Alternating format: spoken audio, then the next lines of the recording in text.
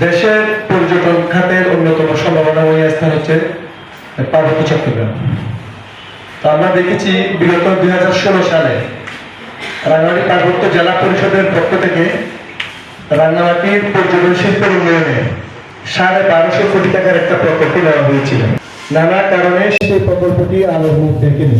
সে সময় যিনি মন্ত্রণালয়ের দায়িত্বে ছিলেন, আমরা যখন তাকে এই প্রকল্পের বিষয়ে বলতাম, তিনি সুকৌশলে বিষয়টি এড়িয়ে যেতেন। আমরা সাংবাদিকরা বারবার প্রশ্ন করলে তিনি জানাতেন এই বিষয়টি নিয়ে তিনি জানেন না। জেলা পরিষদ অনেক টাকা খরচ করে 1250 কোটি টাকা সেই প্রকল্পটি প্রণয়ন করেছিল। আমরা দেখেছি মন্ত্রী মহোদয়ের আন্তরিকতার অভাব ছিল বলে সেটি একনেক পর্যন্ত এগোয়নি। তো এই প্রকল্পটি যদি পাস হতো তাহলে রাঙ্গামাটির পর্যটন শিল্পে ব্যাপক পরিবর্তন আসতো।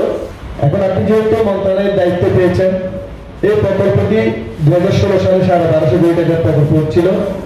এখন যদি আবার রিভাইজ করে তাহলে সেটি হয়তো বাড়বে। সে সময় প্রকল্পটি প্রণয়নের জন্য যে ইঞ্জিনিয়ার সাহেব কাজ করেছিলেন তিনি আপনাদেরই সারা দেশে বিসিএস বিএসসি ইঞ্জিনিয়ারদের যে সংগঠন 40 জনের, সেই 40 জনের সংগঠনের তিনি একজন সদস্য। তার সাথে আমার ব্যক্তিগতভাবে আলোচনা হয়েছে। আপনি পার্বত্য মন্ত্রীর দায়িত্ব পাওয়ার পর তার সাথে কথা হয়, তিনি বলেছেন এই প্রকল্পটি যদি নিয়ে কাজ করার ক্ষেত্রে তার কোনো সহযোগিতা লাগে তিনি বিনা পয়সায় সহযোগিতা করবেন ইঞ্জিনিয়ার সাহেব। আমার প্রশ্ন, পর্যটন শিল্পের উন্নয়নে এই প্রকল্পটি পাস করার জন্য আপনার বিশেষ কোনো উদ্যোগ থাকবে কিনা? এটা এক থেকে নাই, এটা জেলা পরিষদ গ্রহণ করেছিল। এখন না, জেলা পরিষদে করা আছে, এটা পার্বত্য মন্ত্রণালয়ে যায়নি। এক থেকে কত দূরের কথা, তাহলে কি এগুলো জেলা পরিষদে রয়েছে? জেলা পরিষদে রয়েছে। গত এখন যে প্যানেলটি আছে তারা এটা নিয়ে কাজ করতে চেয়েছিল, তাদের কাছে এটা ছিল না এই প্রকল্পটা। এটা এখন আমার হাতেও আছে, চাইলে এই প্রকল্পটা আমি আপনার কাছে দিতে পারি। এটা আমাকে ডিটেলস বলেন, আমি তা করার এটা দেখব।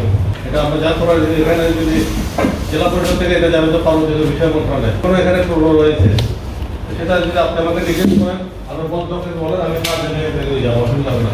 আমি যেহেতু পুরো চেষ্টা করবো, ঠিক আছে?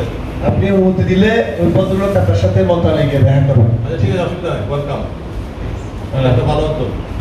ইয়াসিন রানা যে বিষয়টি বললেন, সেই 1200 কোটি টাকার প্রকল্পটা কিন্তু আপনারা রিভাইজ করতে হবে, কারণ এই প্রকল্পের মধ্যে অনেক কাজ ইতিমধ্যে কিন্তু হয়ে গেছে। আপনারা যদি সেই প্রকল্প হাতে নেন, আমার কাছে অনুরোধ থাকবে যেগুলো হয়ে গেছে সেগুলোকে বাদ দিয়ে নতুন কিছু যুক্ত করা যায় কিনা সেটা আপনারা দেখবেন।